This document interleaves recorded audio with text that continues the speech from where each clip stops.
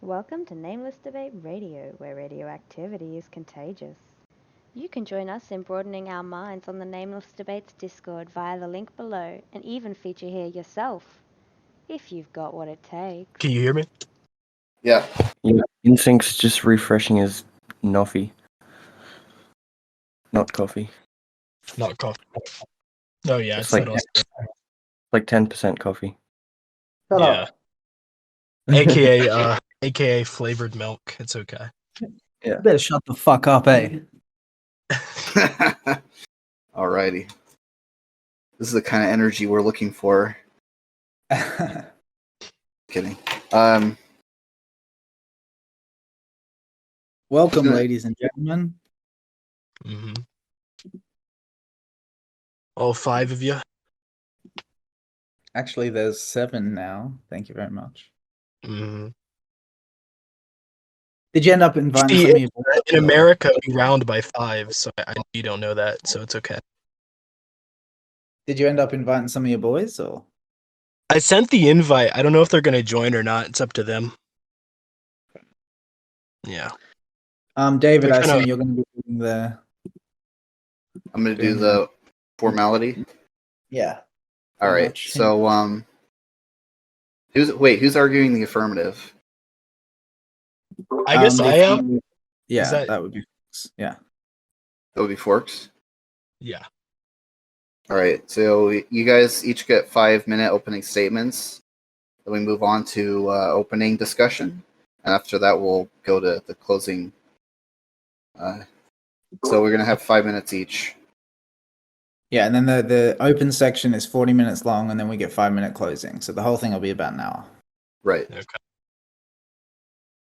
So just tell And me I when think- to start, and then I'll start the timer. Yeah, just I think Forks goes first because he's affirmative. So, yeah, I guess just start it when he starts to speak or whatever. Okay. So yeah, I suppose we can start now. So hi, I'm Forks. I'll be defending the existence of free will. I want to quickly tell you what I mean by free will, and if it needs elaboration further, we can get into that later. I think that free will just means that there exists indeterminate states, and that these indeterminate states will also encompass human behavior and human interaction.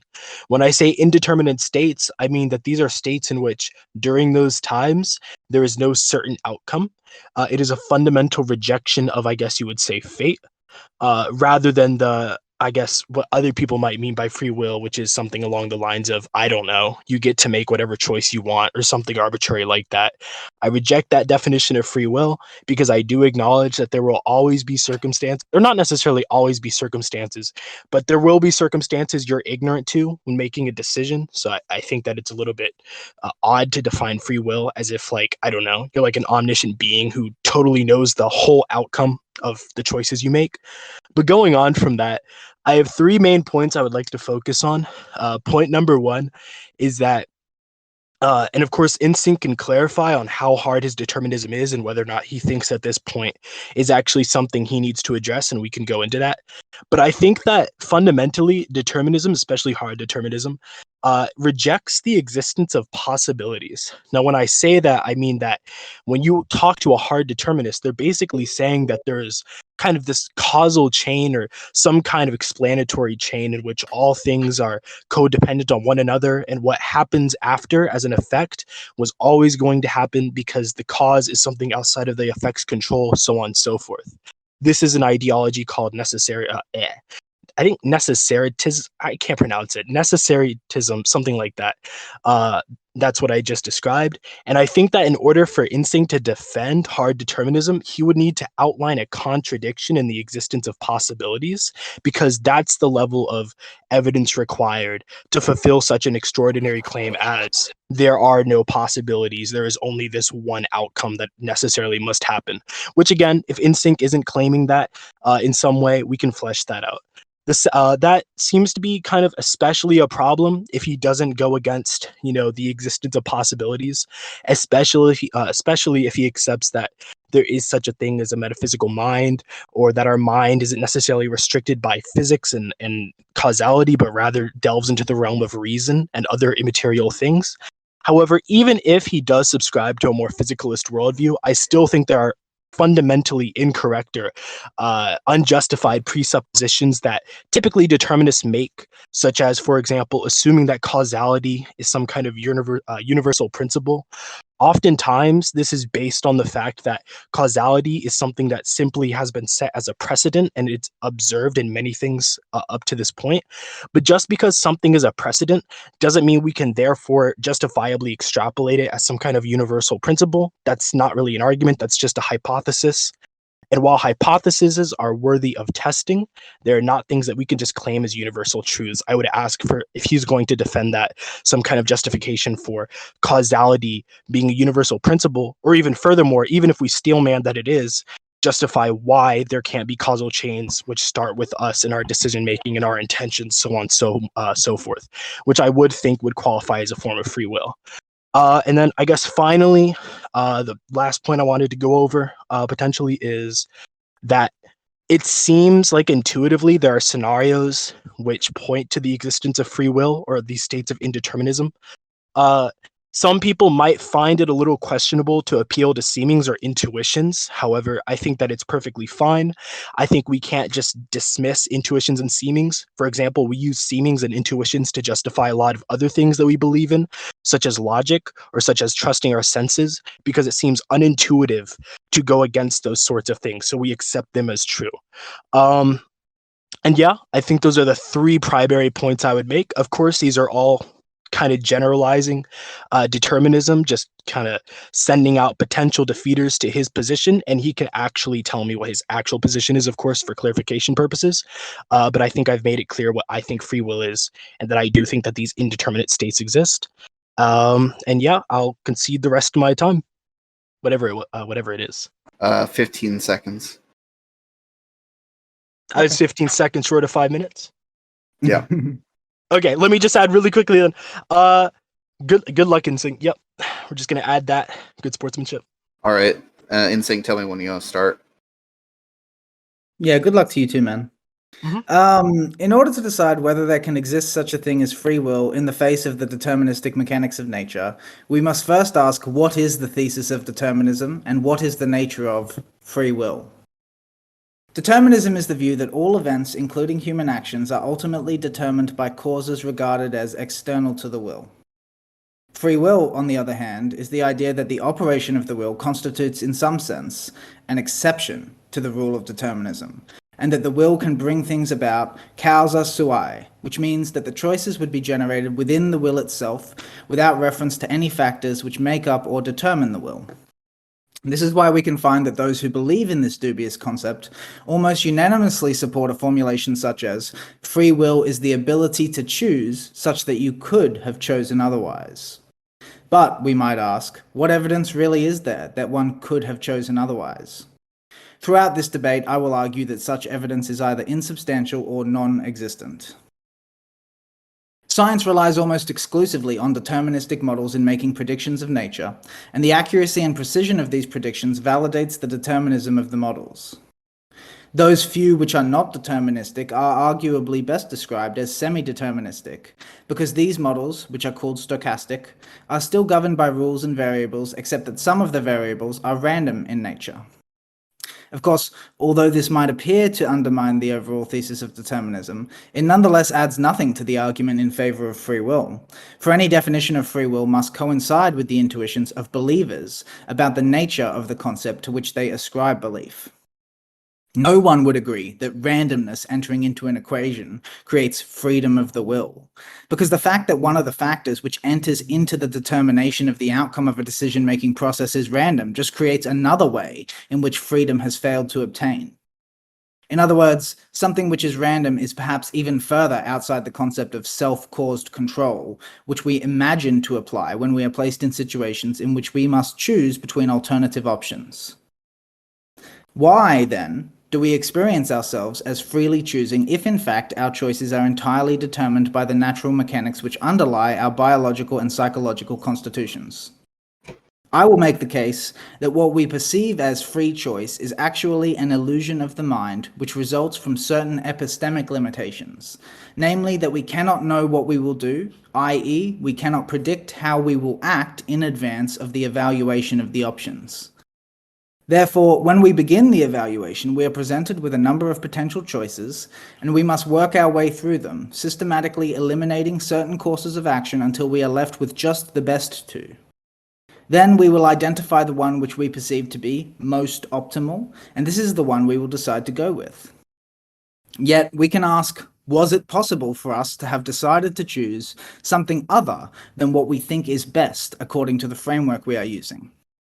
I would suggest the answer is no, and that the illusion that we can do so is a consequence of not knowing which of the available options our decision-making apparatus was always going to endorse. In other words, free will is an illusion generated by the fact that we cannot know in advance what the outcome of our choice will be.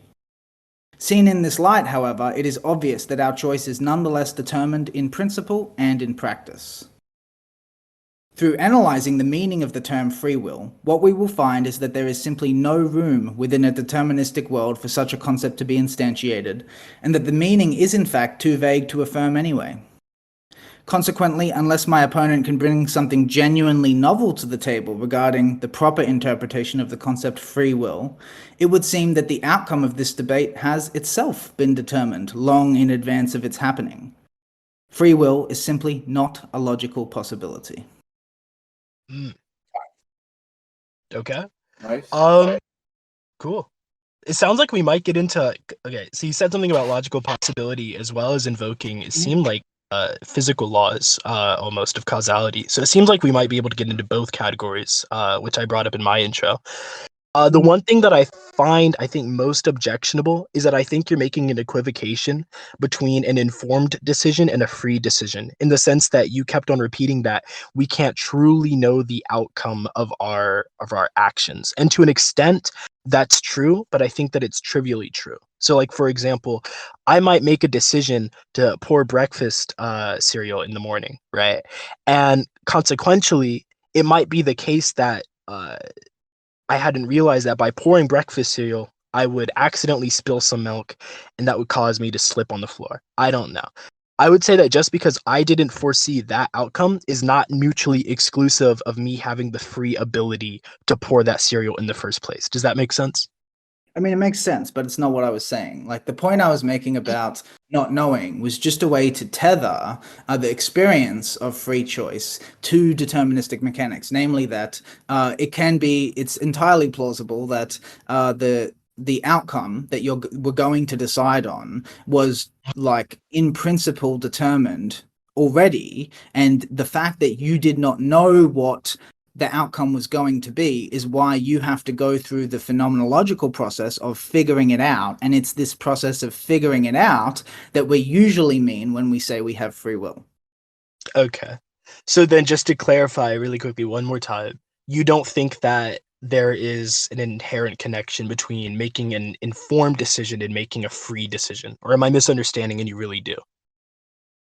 So I'm not really sure.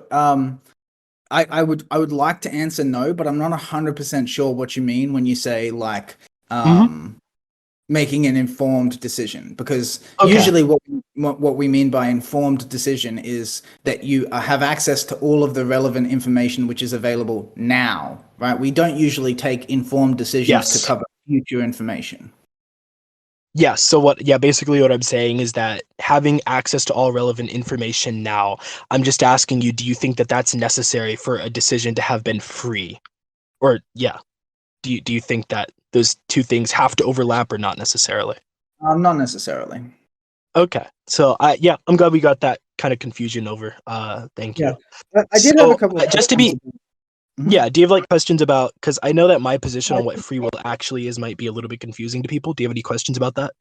Well, yeah, I mean, so when you say indeterminate states, I guess there's two possible ways I could interpret that, right? One is like unactualized possibilities, and the other is like randomness, essentially, right? Sorry, me to cut you. I'll say unactualized possibilities for now. That sounds most like what I'm trying to describe. Okay. I was also a little confused about like when you sort of said that in the description you gave of what you think the normal conception of free will is, you described it as first you can do whatever you want, which first of all is quite a nebulous idea, and second of all, I don't think people normally construe it as you can do whatever you want, but rather that you have available options that you get to choose between. And you also brought up omniscience, which maybe that links back into what we've just clarified, but I wasn't really clear on why omniscience would even be involved in a discussion of free will versus determinism. Sure, because I just wanted to dispel the idea or the notion that I think free will is when like you're hyper aware of every single entailment of your decisions and actions, and there's no possible way you could ever commit an action you didn't mean to, or something like that.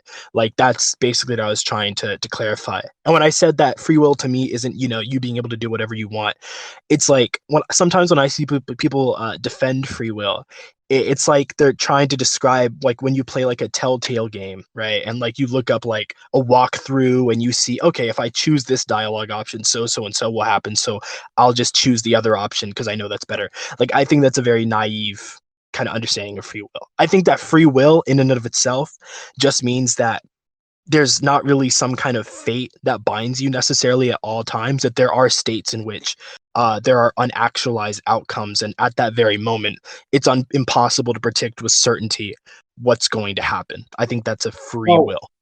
When you talk about states where there's unactualized outcomes, like are you talking about like specific moments or like the present moment in general? Because like the present moment, like in the present moment, like you could argue that all states are current, like all future possible states are not actualized now, right? But from the way you're describing it, it makes it sound like there are certain specific moments in which the future is unactualized, and that in other moments, maybe the future is partly determined or something like that. Could you clarify maybe? Sure, I could maybe try to give you an example to illustrate what I mean. So it's highly possible that all throughout your life, you've done certain things that have shaped your personality, so on and so forth, right? Let's say that you're really into video games and you have no history with board games whatsoever. And let's say that you walk into a room and instead of video games that you were hoping to play, you're greeted with board games, right? And so it seems like, and this leans into my seemings or intuition point that I brought up in my introduction, it seems like because there's this lack of experience and lack of external forces that would dictate how you would act in this scenario, because this is a pretty new experience for you, in this moment, you're in a state of indeterminism, where you're essentially going to begin a new causal chain, I suppose you could say, with your decision and what you do going forward. Your decision regarding what game to play, for example, or... Yeah, or if you even play a game at all, right? Like, because like you don't really have experience with these board games. So the seeming to me is that this is the beginning of a new experience. There probably aren't like a bunch of external factors dictating how you behave or act in this scenario. I mean, so the notion isn't necessarily that the factors are external to you, just that they're external to your will. So, for example, your personality is external to your will. You have a will. That means, what you want to do, what you're trying to do, things like that. And your personality enters into a determination of what kinds of things you would be interested in doing. I agree, but I would also disagree that the personality is necessarily always outside of your will. So, like, Well, I'll say that I do think I'll say that I do think that some things are outside of your control. And so maybe I'm more of a compatibilist in the sense that I do think free will exists, but not like as a universal truth. But I will say that it seems like there are certain moments in your life where you need to make a decision, one that could change your personality or one that you've never really been introduced to before. So your personality as it is currently doesn't really have a precedent for how you behave in these scenarios.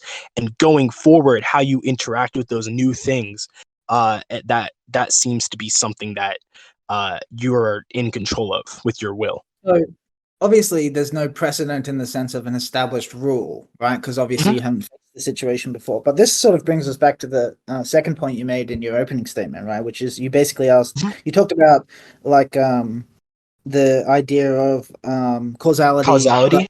Yep. Yeah, the idea that causality is a universal principle, hypothetically being unjustified, which is obviously just the problem of induction, right? We can't know necessarily that causality is a universal law, certainly though it Sure. seems that way. But then you asked a question, which was, why can't there be causal chains that just start with us?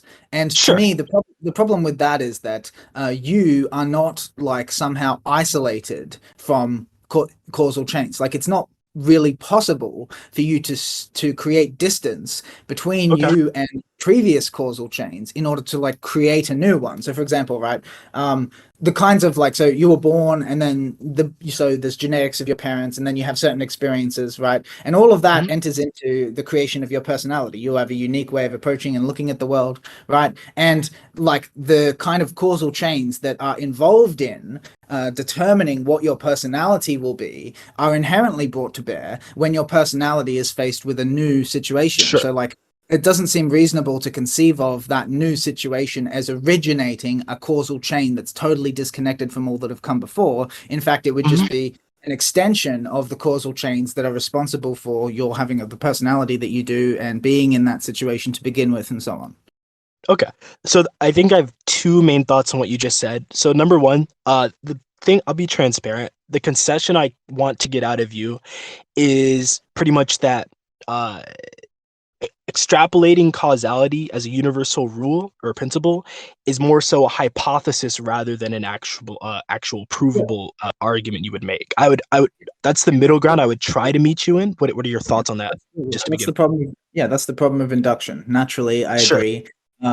Like there's no deductive proof that causality is a universal principle. It is a hypothesis for which we can never have sufficient evidence. But nonetheless, I think it's a very robust hypothesis. Okay. So I would generally agree with you that we can never have sufficient evidence to say that causality is a universal principle. And I think that it would be a little bit unfair to demand that kind of evidence for you just because, like we just both agreed, there can never be sufficient evidence. But what I'm really leaning into when I say that is that I don't think that we can use this kind of hypothesis to overrule the intuitions or seemings that I seem to have, that there are personality defining moments that we have free will or control over. I think that what we're both bringing to the table is you have a scientific hypothesis based off of the observations we've made so far, whereas I have more of an intuitive hypothesis based on the observations that I've made. However, as I said earlier in my introduction, intuitions are actually a form of knowledge seeking that can bring us knowledge, or so it seems, and so I don't think we can shoot them down. Is that something that you would be willing to accept, just in general? So I'll address the thing about seemings or intuitions in a sec, but I just want to, because you said something about you believe that there are personality defining moments that we have Sure. free will control over. But the issue that I'm having when I'm trying to conceptualize what you're saying here is that, like, unless that personality defining moment, unless your decision in that personality defining moment is based on who you are, the experiences you've had, the genetics, all the sort of factors that enter into who you are, unless it's based on that, it's not clear what it would be based on. Like, could you like give a sketch of how that decision gets made? Right. So again, it ties back to novel events or novel interactions in which there's no prior precedent to recall back to. I think that just like in certain scenarios how our past can be referenced, I think that there's no logical contradiction in us being able to reference ourselves in some way and even create certain, I guess, events for us, like when we decide to do something in a novel scenario that we've never encountered before. I don't think there's a contradiction in that. And I am going to hold you to the standard of pointing out a logical contradiction because that is something that you mentioned in your introduction, and that seems like a burden of proof that you set for yourself. Sure. So the issue is that, like, you're describing like a novel situation, but only some of the situation is novel, right? Only the outward situation is novel. You are not novel. You are exactly what you've always been. And so my thought is, this is kind of what I'm thinking is, so if you can't base it on like your experience of how these kind of situations tend to go, the only thing it could be based on is something which is already involved in causal chains of determination, namely your personality, who you are, what kind of a mindset you bring to something. And so what I'm asking is, because that obviously wouldn't count as free from determination if it's based on who you are. And so, like, I'm wondering, like, in what way would you make that decision such that it wouldn't be coming from who you are as a person? Well, I think so. Again, I would point back to my seemings about the world and things that I think not only myself but other people observe in how people behave. I think that there are certain scenarios in which we go against who we've established ourselves to be. I think that Yes. these are often in very important decision makings. Like, for example, here's a good example actually. If we are to be like a certain person, um, in life. Like, let's say that there were a bunch of things that led up to who we are. Let's say that we were always like a partier, always like a drinker, out for fun. We always had one night stands, etc. But one day, you accidentally get somebody pregnant. Now you're a father. And we see this Yeah. all the time in real life, that people will, because they realize right there in that moment, well, shit, I just have to change my lifestyle. Like, this is something I Yeah. have to do. I think that Yeah. those instances of people going against their prior selves, their prior precedents they've set for themselves, is a good example of people being able to self-reference and create new scenarios out of their own free will.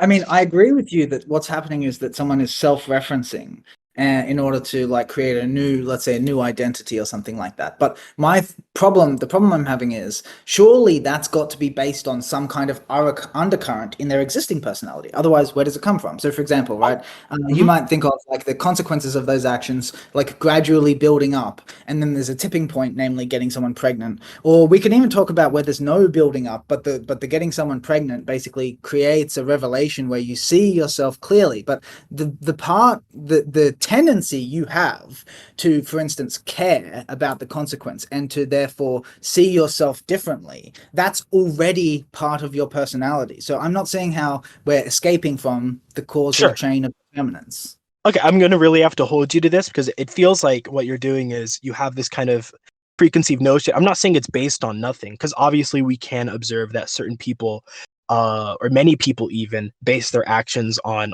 precedents they've set within their personality, or rather precedents that have been set, maybe even outside of their control. Because as I was willing to concede earlier, I'm more of a compatibilist.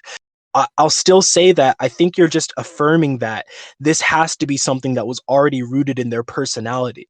And I'm going to hold you to this. You said earlier that it's a logical contradiction, essentially, for free will to exist. And so I'm taking every claim you make regarding this as it's logically impossible for the contrary to be the case. So I would ask you, what's the logical contradiction in these things not already being a part of their personality, but rather they're essentially manifesting these things, as many people seem to do when they turn their life around seemingly out of nowhere?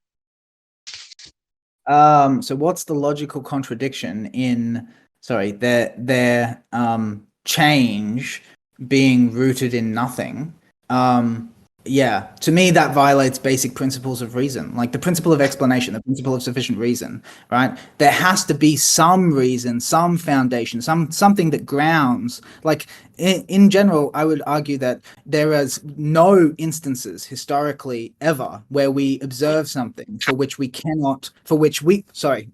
believe there is actually just no reason, right? I don't agree. I think that, for example, it's not that I disagree so much as I just don't agree, because I think that the existence of brute facts can possibly serve as an explanation for this thing, and we already seem to have certain brute facts that do exist. For example, I think therefore I am, like, our ability to be aware of our existence just seems to be, there's no really sufficient explanation that doesn't reduce to circularity. Or, for example, it seems like we accept that logic and reason exist, and I don't think that we can go, into how they exist without reducing into circularity. So it seems like these brute facts already exist. And I'm not saying that free will, I'm almost done. I'm not saying that free will is brute in the same sense that logic and I think therefore I am are, because these seem brute by necessity, but I'm saying that their nature as potentially being these kind of brute things that exist, I don't see why that can't be the case, why the PSR must be some kind of universal principle. Well, I mean, so it's interesting because you actually give me a really good point of leverage, because you sort of cite two examples that are very different. So the cogito, right? I think, therefore I am, which is actually I doubt, therefore I think, therefore I am. I would argue this is not a brute fact, actually. You could call it like an epistemic brute fact, in that you can't get beyond there's no way for you to like justify it further. That doesn't mean that there isn't a reason. Like there obviously is a reason you exist. Like we've described some of it in terms of the evolutionary history of the universe, the evolutionary history of humans. But with respect to the laws of logic, right, I would agree, actually, these are brute facts. But I would posit that the only type of thing that can be a brute fact is something that is a foundational aspect of reality. And so the idea that free will could possibly be a brute fact, to me, because free will is already recognized to be something that isn't at the ground of reality, it's very implausible, at least. And I would go so far as to say that it's not possible, because in my mind, like, what it is to be a brute fact is to be at the ground. The reason something is brute is because there isn't another reason which makes it so, and the only kind of thing that can be so without another reason is something that is a constitutive, foundational aspect of reality. So, okay. So you don't think that the existence of brute facts just in general or in essence could be a foundational aspect of reality, that they could just tend to exist? You don't think No, that's possible? I think that the only kind of brute facts that there can be are those that make up the foundation, and everything else is derivative and therefore has a reason. Okay. What's your reason for believing that there can't be this bruteness? Or I guess it would be even appropriate to say that there can't be these kind of random existences. Like what's your reason for that? So there can be randomness within causal chains and stuff like that, usually determined by certain principles. But so the reason as to why nothing except a foundational aspect of reality can be brute, is that what you're asking me? Yeah, essentially. Like, what's the contradiction in or even, yeah, like, what's the contradiction in that? Well, so it's not a contradiction at that point. What we're talking about there is the fact that, so I would appeal to inductive evidence and the fact that it is deeply implausible on an intuitive level. So for instance, if we encountered a situation where, say, a plane crashed, right? And so then we said, why did the plane crash? And someone said, there is no reason, right? We would naturally go, okay, but what you must mean is that that we don't know the reason. And they say, no, there really is no reason. Right, I would say that is so deeply counterintuitive with the way that we think of the world, the way that we think of explanation and understanding and reasoning and all of that, that it's not worth seriously considering. Okay, so there's two things I want to say. So for number one, it seems like this is an avenue if we concede that it is logically possible, but not inductively reasonable and not intuitive. It seems like we are kind of conceding on the ground that free will is impossible logically. And I'm not saying that as like this is like some kind of big huge dunk on like your whole argument. I just want to make sure that we're so clear in terms of, is there an epistemic gap where I might be wrong about free will being impossible? Sure, yeah, like I'll agree to that. Okay. But as far as like if my assertions are borne out, right, and are actually true rather than just like, let's say, an inductive generalization or something, then I would say that the facts that I'm appealing to do make it impossible. Okay. So you're more so appealing to inductive and intuitive impossibility if we're going to label it like that rather than logical possibility. I understand. I'm not trying to like say that it's a dunk on you, but I'm appealing to inductive evidence in favor of the proposition that something is logically impossible. Okay, that's fine. And then I'll say, actually, I don't know. I think that inductive evidence is never sufficient to say that something's logically impossible. I think we always have to appeal to contradictions, but I understand what you're saying. Like, I do understand what you mean. And the second thing I wanted to say is that here's what I would say about it seeming unintuitive, right? I would say that when I'm appealing to my seemings and intuitions about something seemingly happening for no reason, I'm fully willing to say that if we were to investigate it further, I could be wrong, that there could be gaps in my knowledge, in which case I would say that, okay, there is a reason, it was just hidden from us. However, I think that knowledge, and this is a principle that you can correct me if I'm wrong, but I think this is just a principle that science itself follows, and we take science as a means of gathering knowledge, is that knowledge is more so based around data and information you receive in the present, However, you're not like satisfied with that information. That's why you always dig further. So what I would say is that if in the moment, according to our information, which is all we can really appeal to anyway, I would say, yeah, it seems like some things happen for no reason, that there are states of indeterminism when we're met with novel scenarios. However, at the same time, I would say, while I'm firm in that belief because I'm appealing to present knowledge, which is all we can really appeal to, I'm willing to investigate it further, which I think is fair. Would you say that's fair? It's so I would say it's kind of reasonable, but the issue is that the like inductive evidence like gratuitously endorses the idea that everything has a reason. Every phenomenon, so think about this, right? Historically, we knew way less about the world. Okay, if we took as a serious possibility that some things didn't have explanations, chances are we wouldn't know as much today as we do. Right? It like underpins the process of science that we assume that things have reasons and explanations that we can discover. Right? So Okay. for me, like, and not just that, but if you examine the historical record of like all the phenomena we've ever analyzed, 99% of them we've been able to either identify a reason or we think that we will be able to identify a reason. Okay. So I think that all you're really outlining is the difference between performance and belief. I can believe something while performing in such a way that might contradict that belief. So, like, for example, I do believe that there are some things just based on my present knowledge and present seemings that happen randomly. However, I can still seek out reasons for those things. I can still perform experiments, so on and so forth. There's sort of a not delineation. There's like a difference between my performance, what I'm behaving like, and my beliefs. So that's what I would like to point out. And once again, do you have like a critique of the idea that our belief is rooted in present knowledge with the hope that we can seek more knowledge through investigation later, or do you think that that's reasonable? Because I think that's a big part of this argument. That's reasonable, but so just quickly though, to clarify, like the idea of something being random is not the same as it having no reason, right? It just means that the outcome is not like strictly determined, but there's always a reason even random things happen. So we talk about, for instance, radioactive decay. That's random, but it still has a reason. It's because of the nature of matter that that radiation happens, right? It's not reasonless. Sure. Yeah.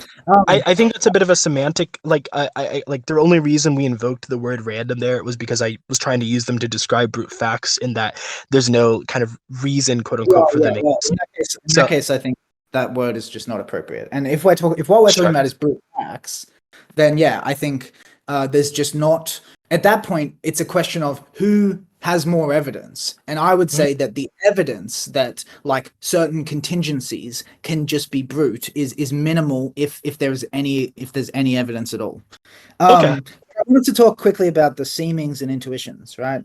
Because the thing about seemings and intuitions, obviously, they are like some kind of evidence, right? But the question is always, what are they evidence of? Because they don't always faithfully report what it is that's actually going on in nature. And in some cases, they're ambiguous. So, for example, there's this famous story I really like.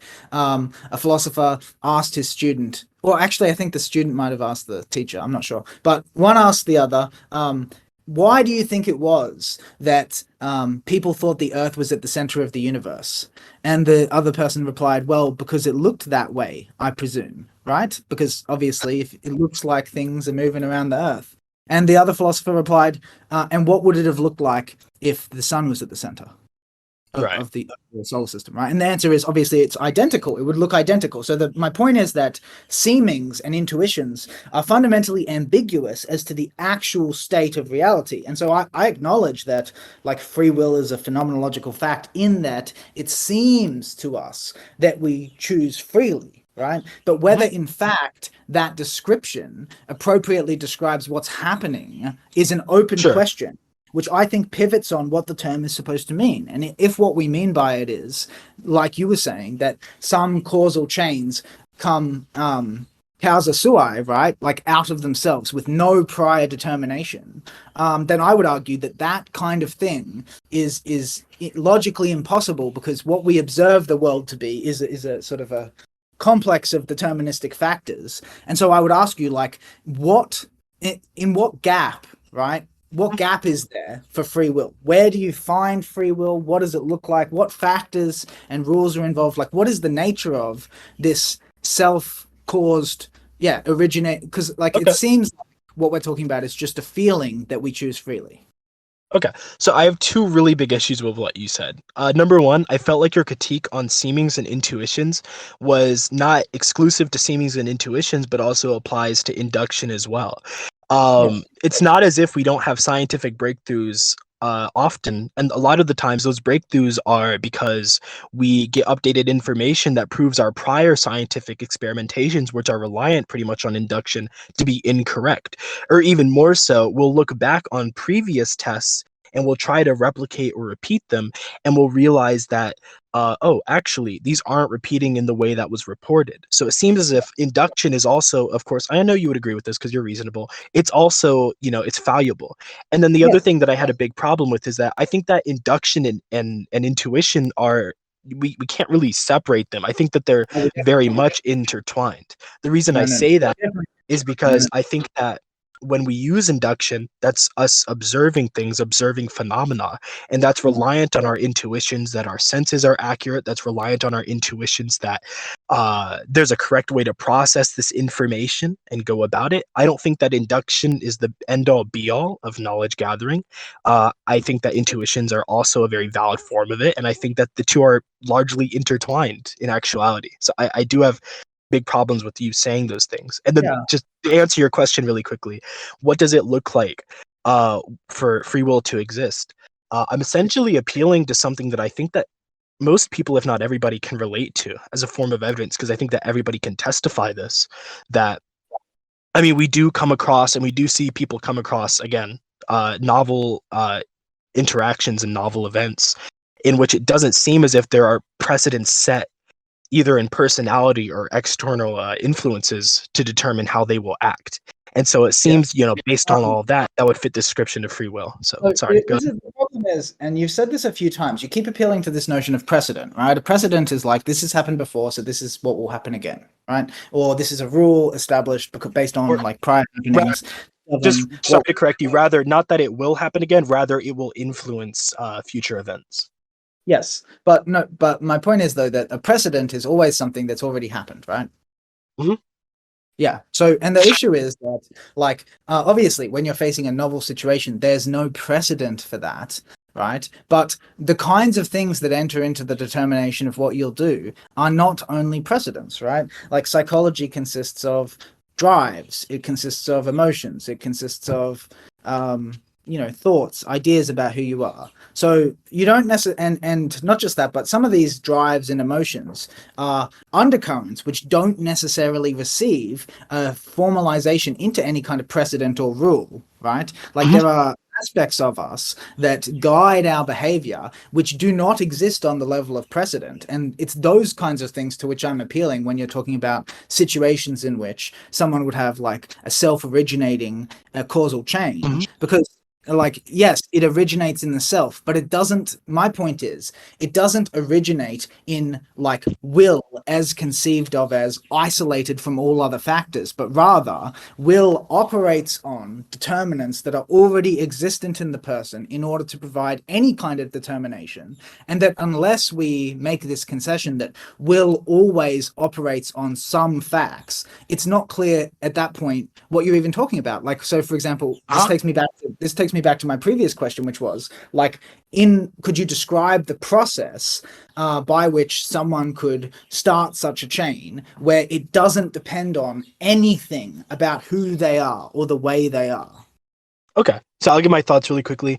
The reason I keep bringing up precedent is because all things that guide us, I think, and this seems like a pretty obvious truth, I don't know if you want to fight on it, but all things that guide us are going to reference something that happened in the past of a similar nature. That's what it means to guide. In the same sense that on a riverboat, a guide would take us through the waters because they have already referenced similar locations or that same location. However, if the guide was to come upon a fork in the road that they've never come to before without anything in the past to reference going forward, that decision is going to be seemingly completely novel and seemingly not reference anything prior that would serve as a guide. That's number one. And the number two, because you did say something else, it was along the lines of what would that process look like.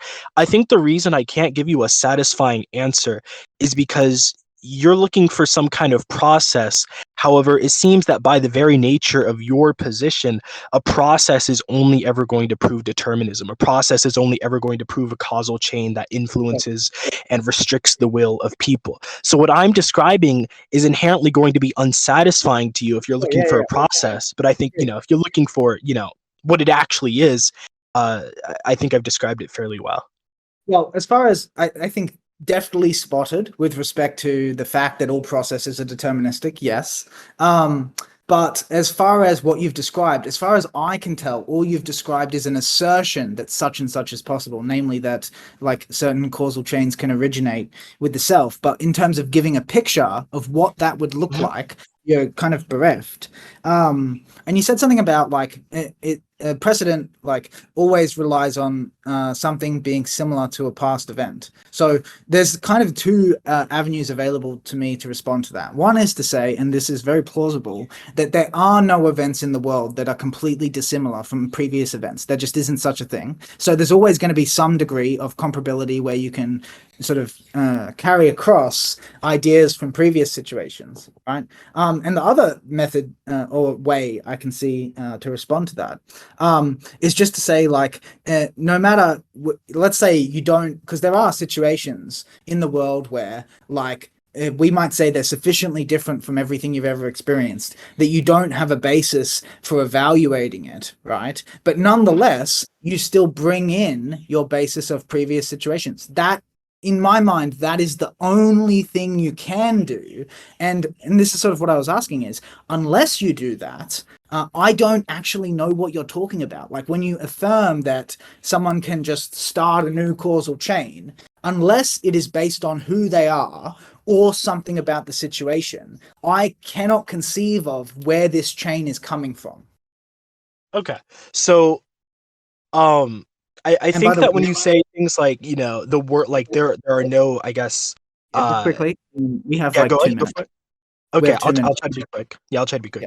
When you say that there are basically no events in the world that are unlike any other prior event in the world, I think that's an inappropriate scope to appeal to. What we're really appealing to when we're talking about people's will is their individual experience, right? So even if there is no, it's like they say in memes, right? Like, oh, I've never had a unique experience in my life. Well, that's true, but only if the scope we're operating under is the entirety of humanity as opposed to one person's scope. The other thing I want to say is that, again, you keep on saying it's inconceivable to you about how this process functions. I think it's because, again, you're not in the right mindset. You're focusing too hard on a process, even when you've told me that it is logically possible for there to be states of indeterminate and free will. These things can manifest out of nowhere. I'm not necessarily asking for a process. I'm asking for a picture of any kind of description of what it would look like. And apart from the affirmation that it is possible, you've been unable to provide one. And just so you know, it's not just me who finds this inconceivable. In general, the intuition behind determinism is that it is inconceivable that there could be something which, like, is not part of the deterministic mechanics, but nonetheless plays some role in determining choices. No, I disagree. I think that the ultimate intuitive position and what most of humanity seems to agree on is actually a free will one, that there can be changes that are spontaneous in your life that you can make solely out of your own will. That's why we lecture people on high platforms about turning their life around despite all their prior experiences. We lecture about how they have agency, something which is not possible under determinism, including moral agency, ethical agency, agency over their lives. So when you say that this is unintuitive, that these things can't come out of nowhere, people do say, pull yourselves up by your bootstraps, turn things around just out of sheer determination and will, that is a picture that people conceive of and aspire to. So I do disagree that it's unintuitive in that way that you describe. Yeah, I didn't actually use the word unintuitive. I said inconceivable. Sorry, inconceivable. But you did say, you did appeal to intuition there. I tried to warp them together. I think I said anything, but I might have, but it's not. So in terms of, just one sec. Mm-hmm. Take your time. Well, don't take your time. We have like a minute. Yeah. Oh, yeah. You said like the intuitive position is a position of let's say supporting free will. Yeah. I mean, so most people have the phenomenal experience of something that they describe as free will, right? And I kind of sort of made a sketch of this point before, but really to me that's just a useful fiction, useful because it helps us to organize a coherent story of our experiences, not necessarily one that maps onto reality. And there are plenty of situations throughout history where we come up with what we call folk science, right? Which is an explanation that helps us to make sense of what's happening, but turns out not really to be true. So the fact that something is intuitively endorsed by the many doesn't give us a good reason to think that it's actually true. No, but that's not what I'm trying to argue right now. I'm not trying to argue about the reason right now. I'm strictly talking about the point that you made, that it's inconceivable for these states to exist, these states of free will, of indeterminism, that you can't conceive the picture of how that operates. What I'm saying is, based on the fact that people do think it's intuitive for you to have free will and to have agency, and they'll have these programs and these speeches about turning your life around and making that comeback. And we see people turn their life around all the time out of nowhere. When you say it's inconceivable, that's just not true, irrespective of whether or not conceivability is good reason to believe in it. It certainly is true, because people who intuitively endorse this concept, this folk notion, folk psychology of free will, they are usually people who haven't thought very hard about it. And what you find categorically is that unless a scholar is religious, in which case they have a predisposition to believe in free will because they believe in the free will of the creator who gave us free will, unless a scholar examining the issue is religious, what you find is that a thorough examination of the debate typically results in someone endorsing determinism, rather. There aren't many cases of where someone looks through all the evidence and then says, okay, I think you can mount a really substantive defense of this notion of free will. That's why you're forced to rely on the intuitions and the seemings. Yeah, but it just seems like you're pulling a no true Scotsman here, in which case when I bring up the fact that, many people do conceive of free will, you say, oh, but those people haven't thought hard about it enough. If they really did, they wouldn't actually agree with it or conceive of it. Like, that just seems like a kind of a get out of jail card that I don't accept. Didn't say, again, this is the difference between conceivability and something being intuitive, right? Something that in reality is not conceivably true can still be intuitive. If it is a useful fiction that helps you to make sense of your experiences. So it still sounds like it's conceivable, even if you believe it's a useful fiction. Those fictions are still conceivable, and if that's the main point we're arguing right now, this minute, then that seems like I've conceivability point. We're gonna have to. One second, David. The conceivability point goes to what picturing free will. That's what is not conceivable, right? It's perfectly conceivable to affirm something that is too vague to know exactly what you mean. But once you get precise about it, what you find is that it's not conceivable to endorse something you can't even provide a picture for. Okay. So we're going to move on to closing statements now. Insync gets to go first because Forks got to make the opening. Got to go first for the opening statement, so Insync's going to do a 5-minute closing statement. Just tell me when you want to start. Yeah, I'll just start now. Right. So, like, I want to stress that I agree that it's intuitive to many people that there is such a thing as free will. But what I take that to mean isn't that there really is, but rather that there is some aspect of phenomenal reality which people find it useful to describe as free will because that makes the most sense of their experiences of the world. Whether that label is appropriate or not is an open question, which I said before, that pivots on what that term is supposed to mean, and any formulation which is an exception to determinism, which is what our empirical evidence basically endorses, a deterministic hypothesis about the nature of reality. Any formulation which is an exception to determinism turns out to be very implausible. I also didn't get a chance within the debate to address what you said about determinism rejecting the existence of possibilities. It doesn't actually. As you appropriately pointed out, that would be necessitarianism.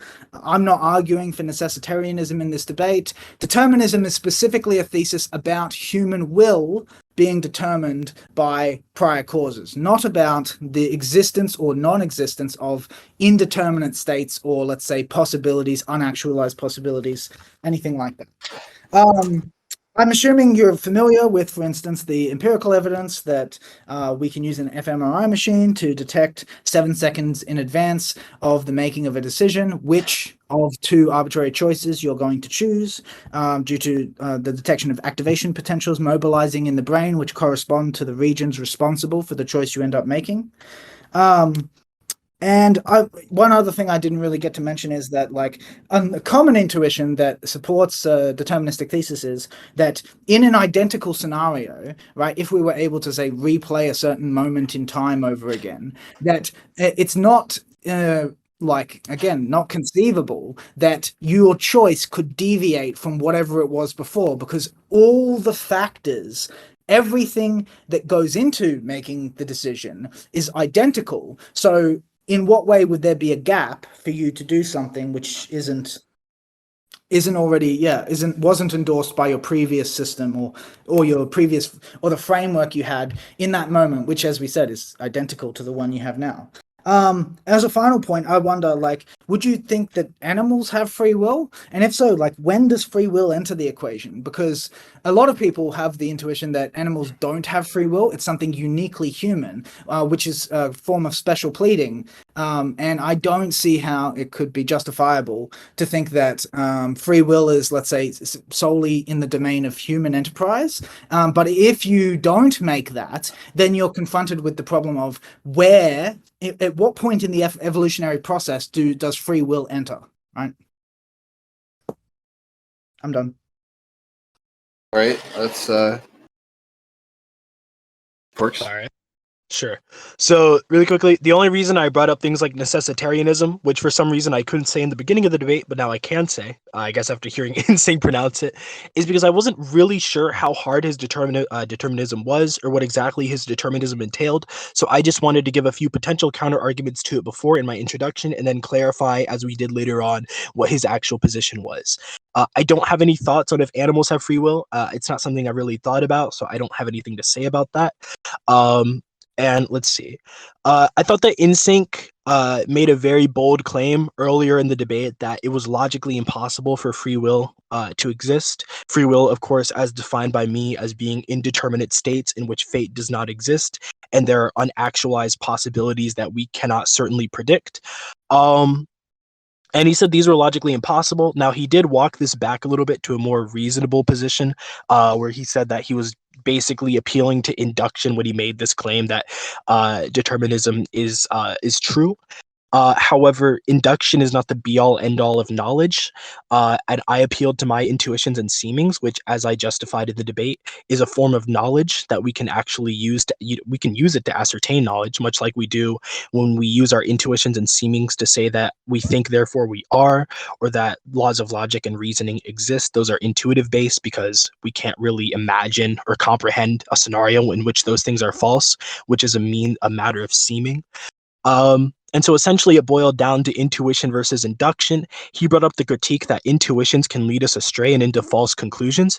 However, this wasn't really an exclusive critique of intuitions. For example, it's not like induction is unfalsifiable. NSYNC even agreed that it wasn't unfalsifiable, that we have had scientific experiments and scientific theories and thoughts that have been betrayed and contradicted as time went on and more information was gathered. And I made the point that intuitions are actually intertwined with induction. We can't really separate the two because we use our intuition, such as, for example, us intuitively believing that our senses are accurate, so on and so forth, in order to make these observations and really comprehend and process them. So really, I think that both intuition and induction are valid forms of seeking knowledge. The really big thing is that we can't like extrapolate the idea that all things have causes, or that all things have sufficient explanations as some kind of universal principle. The only way we could do that is if we were to extrapolate the observations we've made already and just say that those are applicable to every scenario, which there's no real sufficient proof for. NCK even said that there's no sufficient proof for. It's just a hypothesis.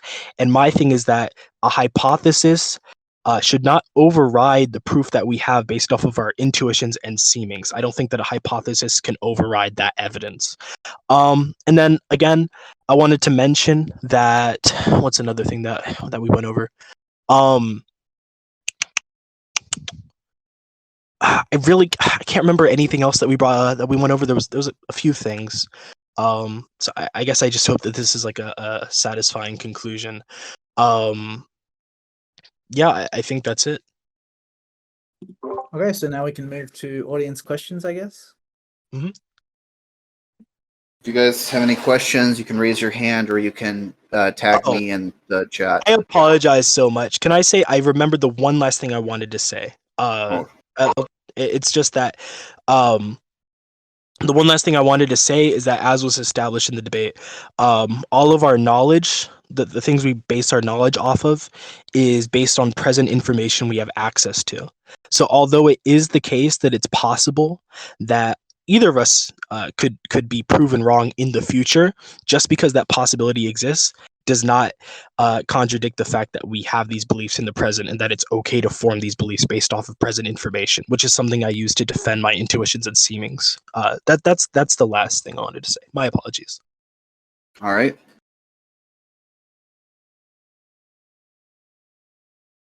Any questions in the chat? Ping me. Anybody want to speak on the stage? You can raise your hand. Just this question period of the debate before we close.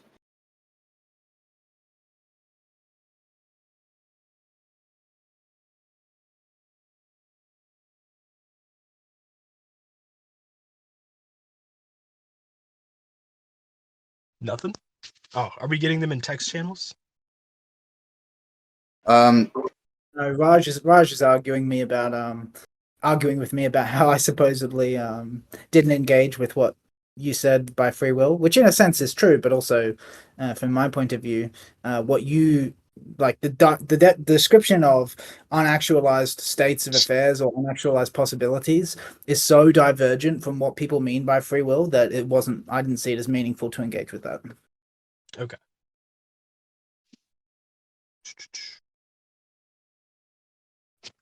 To be fair, I don't think we really got into whether or not my understanding of free will was worth addressing or not. So I don't know, but it's not up to me.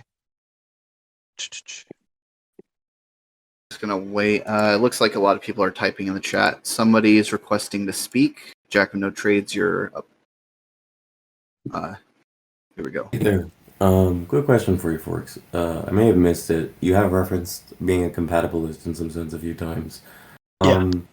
I guess is the free will you're asserting before I ask the question that I meant to ask, claiming any sort of control, like people have the ability to make not just decisions, let's say, that that aren't based off like previous states, but is your claim that they are actively controlling this new causal chain? In a sense, yes. So essentially what I'm saying is that there are states in which there are unactualized possible outcomes, and in these states we can't really certainly like guarantee or predict what's going to happen, and so this person in a sense is starting this new causal chain. And I pointed out like novel events that the person had never experienced or contacted before as an example of this, and that isn't to say that they know exactly what's going to happen when they make their decision. Only that. That's fine then. So then I can ask the question then I was going to ask, which is based on that answer. So let's say someone does have a quote unquote like novel event, right? Such that literally I'm satisfied with out of nowhere they cause some new kind of causal chain, right? Mhm. I guess my question is, right? How do you get from there to that is a quote unquote decision being made, right? The analogy I can draw is, imagine you have like a random noise generator in your brain, right? And even if you did the same event like 5 times, the random noise generator causes you to do like 17 different things, right? Mhm. I don't necessarily see how this then leads to you having actual quote unquote decision making capabilities, if that makes sense. I got you. So I think like the thing that you added was like, of course, like the random noise generator. I think that's an addition of something outside of your control that we can, observe directly controlling your It was just behavior. an example, right? In order to Yeah, like I draw got you. something out. I got you. I just think Mm. that there are novel scenarios, like when we look at the typical novel scenario where the person's personality hasn't really encountered this kind of thing before, so their personality isn't really adequately able to inform their decision, or it's like a path they have to make for themselves. I think that when we're in those scenarios and there doesn't seem to be some kind of, I guess, equivalent random noise generator, all we're left with is thinking, okay, well, this person made a choice that didn't have precedent, so they made a choice from an indeterminate state of being, which is free will under my definition. And again, I would Um, say that just like I told InSync, it's possible that through further investigation in 20 years, we discover something in science that contradicts what I'm arguing. But I don't think we base our knowledge or our beliefs off of possible future contradictions that could happen. We base it off of what we observe in the present, or how we think in the present. so I have a question from Mhm. Dilo. Do you want to move on? Sorry, It's a question from for InSync. Um, so from for Matt, what are the prescriptive ideas that should be followed through with if determinism was proven to be true? I don't think that it generates new. Yeah, it doesn't generate new prescriptions. If anything, what it would what it would require of us is a reformulation of many of our current concepts. But I think that reformulation is totally possible, and I actually think I could give a sketch of a lot of those. So one example would be moral responsibility. Right? You might ask, how can we hold someone morally responsible if like they can't choose to do otherwise? And the answer is actually pretty simple. It's because we want to influence how they will behave in the future. The question isn't whether they could have done otherwise. The question is, what would be the best thing to do to ensure that a future outcome will be better than this one? And on that framework, it makes perfect sense to like hold someone responsible, as in the terms of like, let's say a group saying an individual, this behavior is bad. If you continue doing it, we will punish you. The individual continues doing it, and the group punishes them. That seems to me to make just as much sense on determinism as it does on the view that free will exists.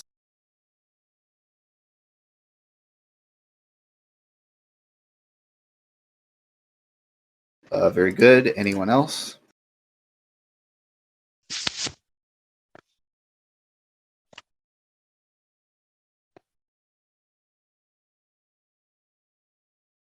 It's like Froggy is arguing with InSync in the chat.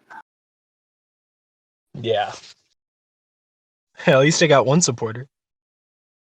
Means something. Nice. No, I think we're gonna have to like have a conversation about this one because might be a uniquely difficult one to judge.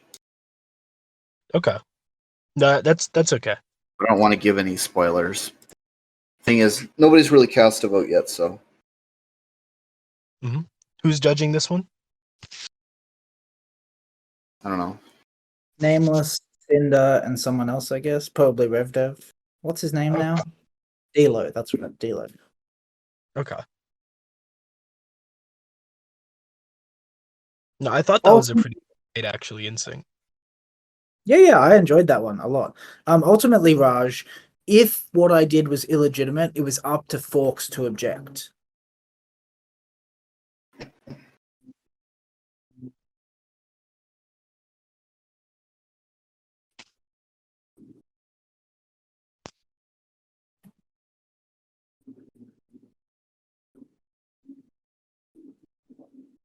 But I don't think it was illegitimate. Just say it. No, that was awesome. That was probably my favorite debate so far of the whole tournament. That's good to hear. Could be soon.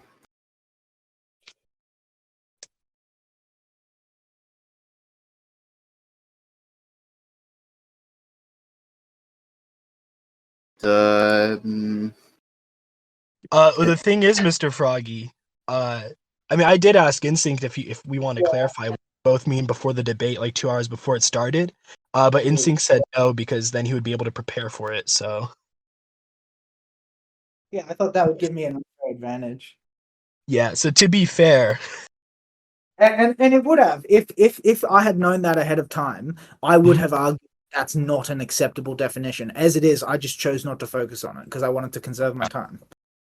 yeah. To be fair, I wasn't aware you actually really thought it was a red herring. I guess maybe I missed it, but I just chose not to focus on it. I just chose to focus on what people normally mean because there was enough material for us to talk about without discussing that. I kind of expected you to bring that definition back in, but you didn't. So it just, yeah. yeah.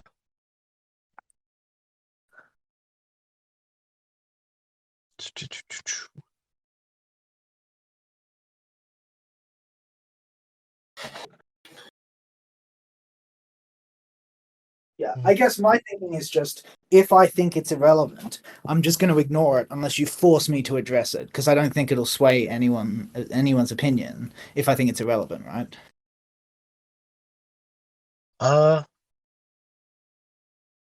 Okay. I felt like we spent most time focusing on why you don't believe in free will. Because it kind of felt like you made heavier claims than I did, which I think you did. So I think that's why we spent more time focusing on why you don't believe in that thing. Yeah. Which it's funny because, you might think of that as like a strategic mistake, making more weighty claims. But on the whole, I think it gave me more control over the discussion, to be honest. Yeah, maybe. Froggy. Maybe we did both make mistakes, but who's still in the tournament? I was literally just thinking that.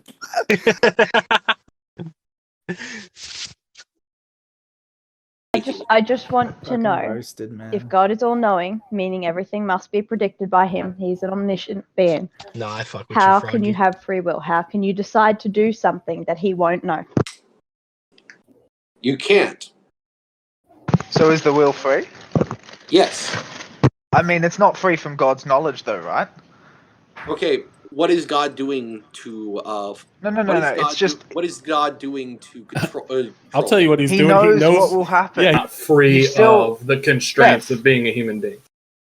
No, not free at all. Not free of any, like, there is no freedom involved. Like, when you say choice, what I think you mean is a decision-making process wherein you're trying to calculate what you should do, and the way that you calculate it is always the same. You are doing what you think you should. For what purpose? Survival or what? For whatever purpose you have. Like the pedophile molesting a child and the Nazi, and saying that the Nazi isn't inherently doing anything violent, but the ideology for which the Nazi is advocating, the realization of this man's ideal world, would require the violent removal of my family, at least, and potentially many other families from their homes, if not their actual execution, right? So to me, like, the idea that there's something like somehow non-violent about it because we're just at the talking stage, I see